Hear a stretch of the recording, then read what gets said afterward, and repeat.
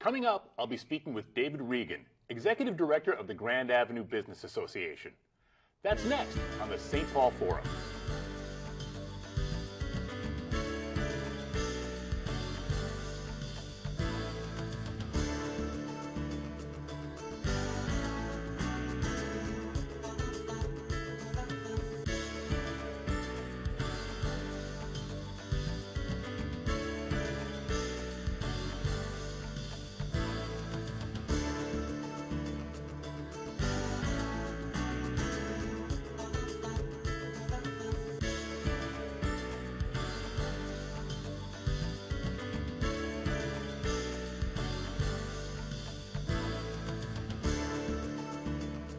Welcome to the St. Paul Forum. I'm John Forde.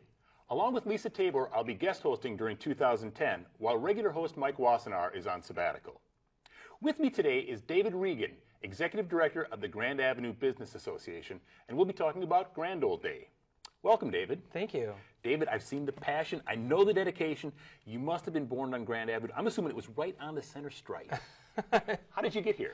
Actually, I'm a native of Illinois, actually, and I came here about 6-7 years ago and actually moved into the area and was a DM for J. Crew and found the Grand Avenue Business Association and joined their board, and lo and behold, now I'm in the position of running the biggest festival in the Midwest. That's pretty. Now, what do you mean by the biggest festival in the Midwest? Grand Old Day is the single largest event in the Midwest. That's pretty amazing.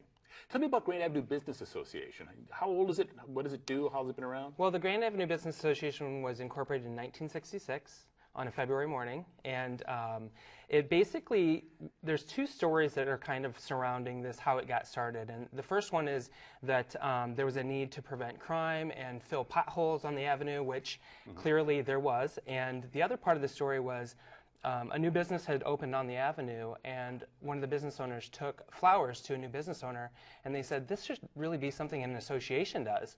And so from those two moments, the association was formed by our forefathers and is what it is today. It's a great, thriving business association with about 175 members to date. So it started as a corporate welcome wagon. Kind of, yeah. Okay. It absolutely did. And what's the distribution of businesses that are there now? I was teasing you earlier. You have bars and daycares, right, in somewhat proximity? We actually do have bars and daycares, but we have a whole lot of different businesses, ranging from, health and wellness, from hair salons, spas, chiropractors, to acupuncturists, to the bars and restaurants, which are very popular on the avenue. Lots of entertainment venues come with that. And we also have a great selection of retail, anything from women's clothing to fine gifts and luxury furniture. No manufacturing? No heavy warehousing? No, no. We used to have car lots all up and down the avenue, though. And you can kind of see that in the architecture You still. can. Yeah. You can. A lot of the structures still are reflective of that. If you think about All-American Auto used to be a car dealership, and now it's a little gas station. Now, I have a somewhat out-of-frame question. If you're just around the corner, I feel like I've got a door just on the side street like that, can you qualify? You have to have a Grand Avenue address? No, absolutely not. Our membership is pretty diverse. A couple blocks off the avenue is where our core is, but we do have some at-large members, which are generally media partners that are involved with the association as well. Tell me about the history of Grand Old Day. Okay. Well, Grand Old Day, again, back to the story about crime and, things kind of being run down into the ground, I would say. Many, many years ago, in 1972, is when Grand Old Day started. And prior to that, there was a gentleman by the name of Doc Chop. And that was his name affectionately. That's what they referred to him as. But it was Dr. William Chop, and he was a dentist on the avenue. And he said one day he'd like to see Mardi Gras on Grand Avenue. Well, we're not Mardi Gras. We don't toss out beads at the event. But from there, a group of people, again, got together and started with a parade. And from there, it grew to like 2,000 to 5,000 people, then to 10,000. And now today, we are at, estimates are in the range of 250,000 people, so 250,000 plus people every year. And later we'll look at a fabulous photo that shows the space between the people, but also the scale of the event. We'll prove it. It's very impressive, yeah. Grand Old Day is coming up June 6th, and we'll go through it from end to end, and we'll also go through it from the beginning of the day to the end of the day. But how many, like, just broader parameters, how many volunteers does it take to run? I mean, you must have a huge budget, you have security issues. Let's go through all those things. Well, you know, from a volunteer standpoint, we couldn't do what we do without the volunteers. So thank you to the volunteers. There's over 400 volunteers that come together that day. Many have been there in the past and have a history of serving with the organization. And many are new charities that we'll talk about, I'm assuming, later as well, that come on to raise some funds for their organizations. And from a security standpoint, we do have the St. Paul Police Department and some private security firms. But with the St. Paul Police Department, we have over 100 police officers on duty that day. And then we also use the Red Cross to help with any medical needs that may arise. So everybody can come to a really great, fun, safe event. And in terms of the chronology of the day, it opens at 8:30 in the morning, something like 7:45. that? 7:45. Yeah. Well, this is the interesting part, is the event's kind of like a pop-up book, because we close the street down about 5 o'clock, and that's when we begin setting up the event. And by 7:45, the event is ready to roll. So that's over 150 food and merchandise vendors. That's all of the different activities that you'll see on the avenue, all ready to go and lining up for the parade that will start at 10.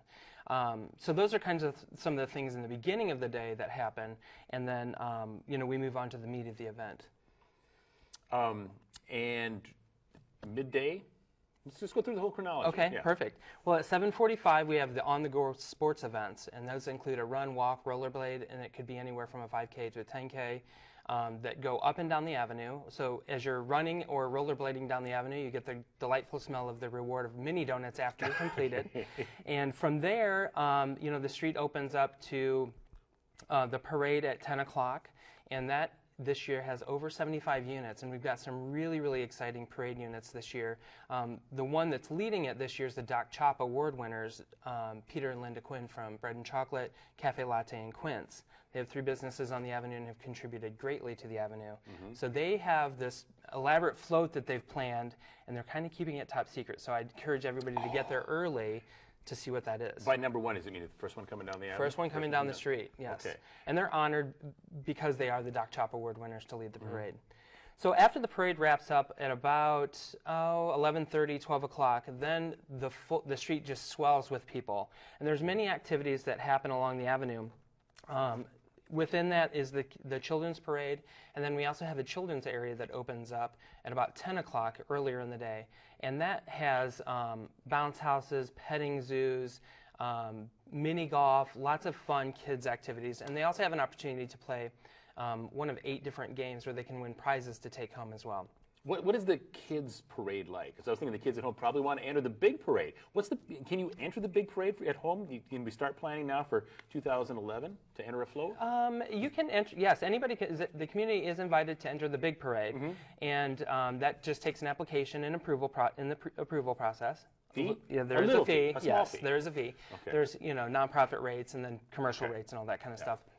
But absolutely, we have people that, you know, want to get into the big parade and really have fun with it. Yeah. Represent different organizations.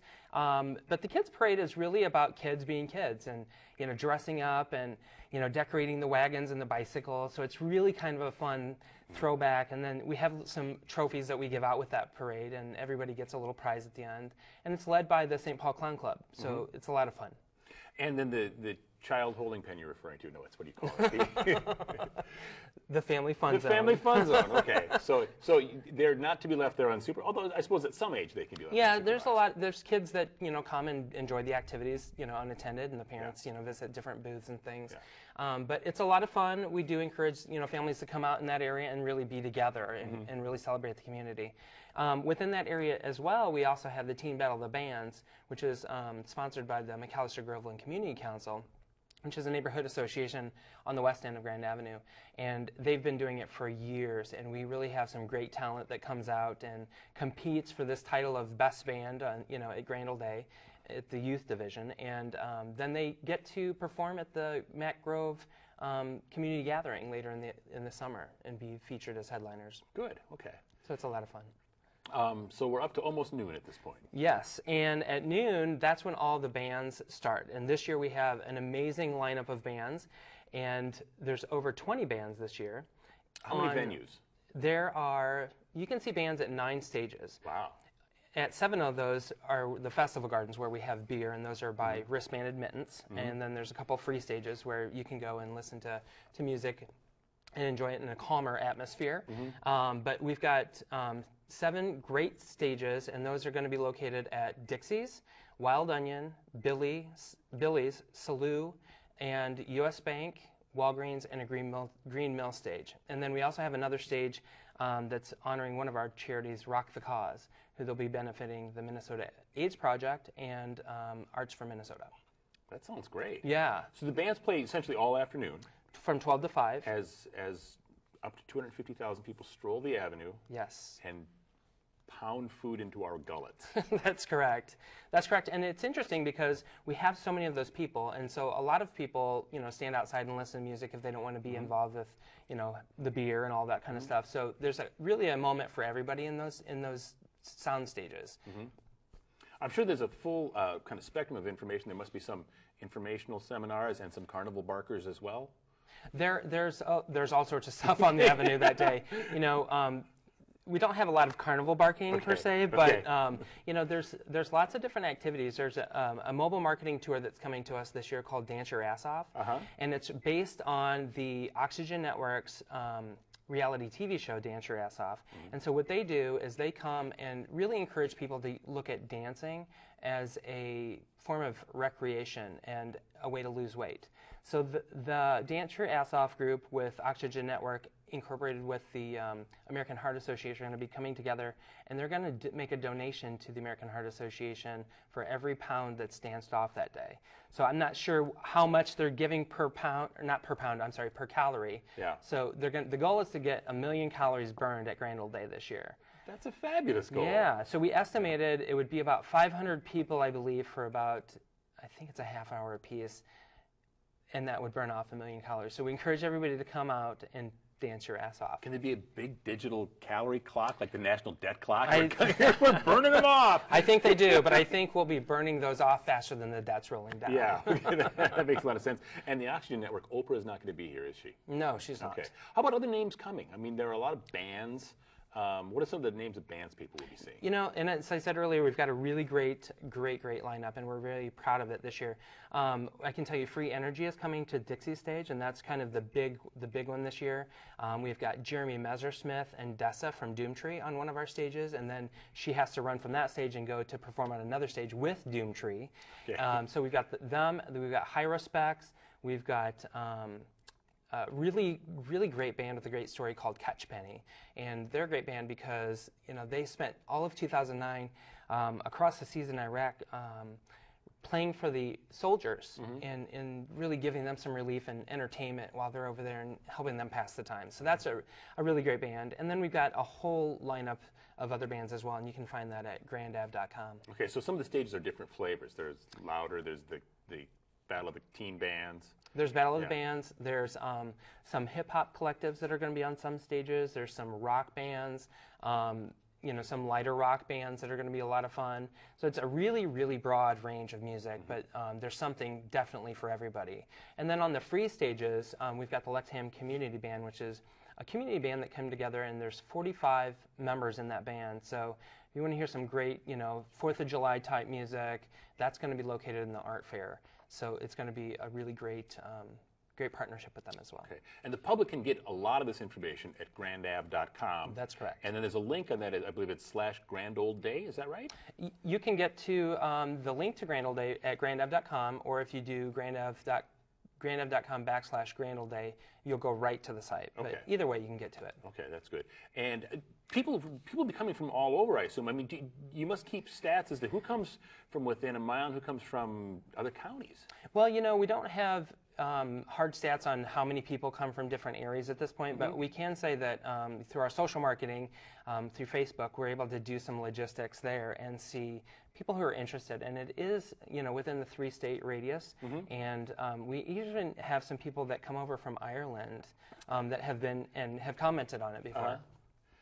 And when people do come in, now the street itself is closed, so you can't cross the street either. Did the police open it for a few minutes each hour to let cross traffic go or anything like that? They or is do. it just okay? Yeah, they do. Actually, there's this law that you can't close county highways. So actually at Snelling, Lexington, and Dale, those are all open to traffic. They do stop it occasionally, like when the parade goes through for certain periods of time, and then for people to walk through.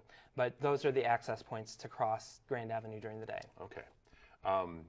And when people come, where should they park? They just park a block or two away and just walk right up? It's long and skinny, so I suppose parking isn't all that difficult. Well, it is. When you've got 250,000 people coming to 3 miles worth of track, it does become difficult. So we do have on the website as well how to get here, and so we are encouraging people to walk if they're within distance, ride their bike, because we had last year at this time we installed over 160 bike parking spots that are permanent on the avenue. So we encourage that, and then we also encourage people to carpool. But we also have a great opportunity with Metro Transit, and you can download from our website at grandav.com a free pass to get on the Metro Transit that day to get to Grand Ole Day. That's fabulous. And then if you do decide to come by car as well, there's a free lot at Cretin and Grand Avenue at St. Thomas. And from there, you can hop on a free shuttle that runs on Summit Avenue and will drop you off at various points along the avenue. And then if you want to get to one end or the other, you can just hop on the shuttle and get back down to where you need to be. Okay, now technically the event ends at Fairview, is that correct? The event, yes, it does end at Fairview. We do start the parade lineup earlier in the day past Fairview to the west.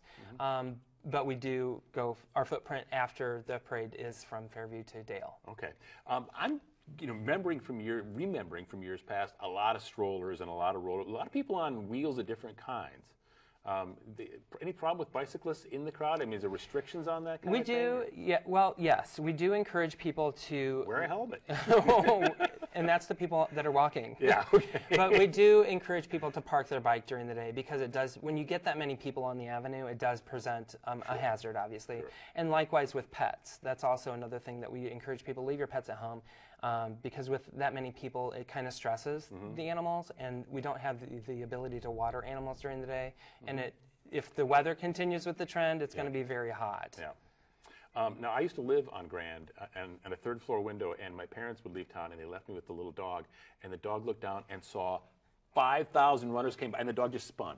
They'd never seen anything like that before. It's pretty amazing to see that kind of spectacle so up close. It is. It's pretty intense, and it's always kind of like the gunshot when we see that. We're all at the other end of the avenue when we see them coming down. Then that's when we officially say the parade has the event has begun, because you see there's no traffic on the street anymore, and it's just they're like gazelle coming down and back. It's pretty amazing. We're going to once again promote the website, grandavenue.com. And in case you're just joining us, I'm talking to David Regan, Executive Director of the Grand Avenue Business Association, and we're talking about Grand Ole Day coming up June 6th. David, let's talk about it from end to end. Did you want to start at the west end or east end? Let's start at the west end. Okay. We're going downhill that way. We lose, about 10 feet altitude? It's not that steep. It's pretty steep, though. Is it? And actually, we switched the parade to start at that end, so it was easier on the parade walkers. Because it starts at the west. It does. Oh, before we turned 35 years old, it started from the east. And it was there for many years. But when we turned 35, we took the parade back to the west end, to go back to our roots a little bit. But no, the events that happened that day, starting in the family area, we have the Gibbs Family Museum that's coming on board this year, and they're bringing 15 to 20-foot teepee, and they're going to educate children on pioneer life and Indian life in the Dakota. Yeah, so it's really cool. We're starting at the west end. Are we at Whole Foods parking lot at this point? Yeah, Whole Foods parking lot at Fairview and Grand. Okay. Yes. So they'll kind of walk you through the seasons and what Indian life and pioneer life used to be like, and that'll be going on all day long. And then from there, we'll move down to Cambridge and Grand, and that's where the family fun zone is. And that's where we have lots of bounce houses, petting zoos, pony rides, lots of games for children.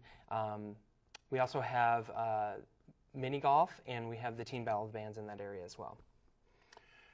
Keep going. Okay. We're up to okay, Snelling. Perfect. So we're up to Snelling, and that's the beginning of the Art District. And that is presented to us this year by Cafe Latte and Walker Arts Center over in Minneapolis. And Snelling is one of the streets you have to dash across because it is still open. It is still open to traffic. So in that area, we have the art cars, if you're familiar with those. Those are the crazy cars you see driving through the cities that have been embellished, and they frequently are in parades, and so you'll see them in the parade, and then they'll be parking those so you can get an up-close look at those cars in the art district. We also have an art fair that's presented by Lavender Magazine. And we have over 20 artists this year featuring everything from painting to handmade jewelry to glass blowing, and just a really, really nice variety for the art enthusiasts. And in that area as well, we have the art stage, which is where you'll see the Lexham Community Band and the Walker Jazz Group from over on the Selby area. From there, we have the Walker Art Center Community Open Field Art Project. And what that is a really cool event where people can come and create their own artwork. They can do a drawing and leave it there, and then somebody else will come up and pick up that drawing and start adding to it. And then eventually we'll have this really great patchwork of work that has come together, and it'll be on display at the Walker Art Center later in the summer. So that's a really, really fun event that's going to be happening. Moving from there, we're going to get into the sporting district, and that is from about Hamlin into Lexington. And in the sporting district, we have the Minnesota Vikings sponsoring that area this year, and they're going to be on hand with lots of fun activities, games, and their merchandise, and really celebrate their great year that they had last year. Yeah. And we're also going to have lots of other sports teams. So the Timberwolves are going to be out, the St. Paul Saints, the Minnesota Wild, lots of the professional groups that are going to be around. And then we're going to have some amateur and children's groups that are going to be in doing different activities as well. So like the St. Paul Saints Academy, which is a division of the St. Paul Saints, will be doing clinics for children on hockey, baseball, soccer, and lots of other sports for children. Now, there's not that much wide open space in terms of like big parking lots along the avenue, but we're passing one right there at Kowalski's. That's part of the sports. It is, and that's where the Minnesota Vikings display will be. Okay. And then moving down further, we have another open lot at Woolside Funeral Home. Yes. And that's where the Dance Your Ass Off tour is going to be located. So they're going to have a huge stage and local DJs and local performing groups and dance groups performing to show you different ways to get involved with dance. So there'll be an Irish dance group there, there'll be a belly dancing group there, and all local talent. So that's another exciting part of their tour. I wanted to ask you about, is it Aid Mill or Ide Mill Road? I can never remember. The short line. We always called it the short line. You know, coming from different areas of the country, it's Aid or Ide. I always called it Ide Mill. Yeah. And there's sort of, I mean, that's almost the midpoint of the entire event. It is. And there's just a little open space there. That we're going to have booths there. There's going to be traffic management issues. Well, no, actually, you know, because there's an overpass that goes over Aid Mill. So the entire street is filled with food vendors. And so on that particular bridge, there will be the sporting district vendors that will be in that area and some food vendors. Okay. It's just a nice place to stop, I know. And it really is. See the sky a little bit. It is, and it's a great place to really get a bird's eye view of what that event really looks like and how many people are there. Because as you look east, as you continue, it's just a sea of people. And we're pretty famous for this shot of Grand Avenue where you look down and it's a sea of people. Let's stop right now and go through those 3 shots. We do have 3 shots queued up. And the first one is some kind of dance shot. Do you remember that? The dance shot, I believe, these are some parade photos that we had, and the first one, I believe, was the Roller Girls. Yep, that's the Roller Girls there, and that's part of our Grand Old Day Parade. And they are always a delight, and they usually come up and give everybody a black eye. And it's not that they're punching you, it's that they paint a black eye on you. And, you know, it's really kind of in jest of kind of the activities that they do as they're doing their, you know, derbies and things. So lots of fun to have them involved. And then I believe the next shot was another shot from the Grand Old Day Parade, and it's a drum corps. And that is the UNL Drum Corps. And they're a really great group of youth that have a good mission, and you know, they get kids involved in an activity to help keep them off the streets, and they have a step team that operates with them, and you'll hear them at Grand Old Day this year as well. Because they're good enough. But here's the shot that everybody talks about. Yeah. People ask me for a thumbnail at Grand Old Day, and it's kind of like, it's better than, but it's kind of like the State Fair, 60 feet wide and 3 miles long. Right. So yeah, it gets pretty tight. But yeah, that's a really, really great shot, and that's just from Dunlap, which is 1 block west of Lexington. So you can kind of put yourself where that is, shooting down, and you're probably only actually seeing till about Grotto, which there's still 3 blocks after that. Yeah, it's just almost Victoria, basically. Yeah, right, about 5 pretty or 6 much. blocks there. Pretty much, yeah. And this is middle of the day? Is it this way at 7:30 in the morning? No, it's not that way at 7:30 in the morning, but this is probably like right about 1 o'clock in the afternoon, just after the parade has gone through and the streets really has swelled. All right. I think we're down to just 5 or 6 minutes. Let's hustle through the rest of the route and then spend the last couple of minutes talking about some of the charitable causes that you're supporting. Okay, perfect. Well, the last part is what Grand Ole Day is known for, and that's great music, and that's really what the root of Grand Ole Day started as, and that's in the entertainment district presented by the Current, 98.3, and that's where you're going to find all these great sound stages and really have your pick of different types of genres of music.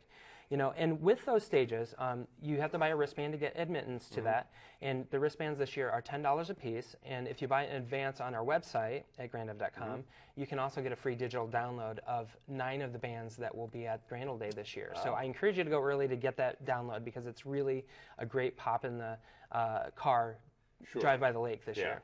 But those charity groups are going to be involved through selling the wristbands that get you admittance to those sound stages. And so they'll all come on board and raise money for their charities. And we have a great list of charitable groups this year, ranging from Minnesota AIDS Project, the Arts Collectives, and the St. Paul JCs are going to be involved, Summit Hill Association, Rock the Cause, and a number of other charitable organizations as well, all for their organizations. I should say, this year is a really good time to reach out to those organizations as well that are dear to your heart, because normally we have about 6 groups that apply for this, and this year we had over 40 groups apply for it. So there's definitely a need for these organizations to raise some great funds.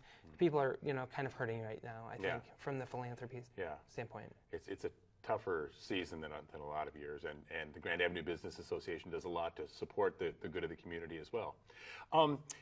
Tell me about some of the incidents of the past. What do you remember from years past that really sticks out in your mind? The things that stick out in my mind are, the days when it's cold or if there's a little bit of rain. I don't have a huge history. I have about a 7-year history with the association, but there's some stories, that, when it used to be a little bit of a looser event, but it's a very family fun event this year, and we're excited about it. Is it not a loose event anymore? There's been some changes that have modified the event. Sure. Because, before it used to be the entertainment area, and then way on the other end it was the family area, and just nothing in between. And now there's lots of activities for people to enjoy, and lots of things to keep people involved and engaged with community partners. Okay. What do you see in the future for Grand Ole Day?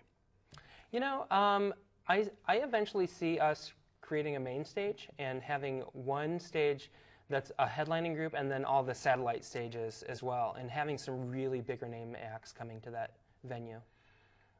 That sounds wonderful. Yeah. What will be the biggest event this year? For the Grand Avenue Business Association, it's Grand Ole Day. Yeah. That's the biggest one we do. Yeah. And then we do a couple of other events throughout the year, which is Pause on Grand, and that's the first Sunday in August. We also do Boo Bash, which is a Halloween event, usually the first Sunday before the Sunday before Halloween, and then we do our oldest event, which is 38 years old, which is Grand Meander in December. Tell me more about the Grand Avenue Business Association. Now you've got, what was it, 100-some members? 100? This year we'll have about 175 to 190 members, and again, that ranges, groups from retail to bars and restaurants, to healthcare providers, salons, day spas. So there's a really big mix of people that are involved with it. Okay. I'm going to tell you about one incident from 20 years ago. Okay. My next door neighbor was dressed up as a woman, and he walked out during the parade and kissed U.S. Senator Rudy Boschwitz just as Rudy recognized this is not a woman. It was just priceless. I wish I had a photo of it, but it was really fantastic. Those kind of events might still happen. It's not, there are no drunks falling down, but it's still a very interesting and very heartfelt hometown event. So, David, thank you very much. Thank you. Thank you. Pleasure. I've been speaking with David Regan, Executive Director of the Grand Avenue Business Association, about Grand Ole Day coming up June 6th. Thanks for watching the St. Paul Forum. See you next week.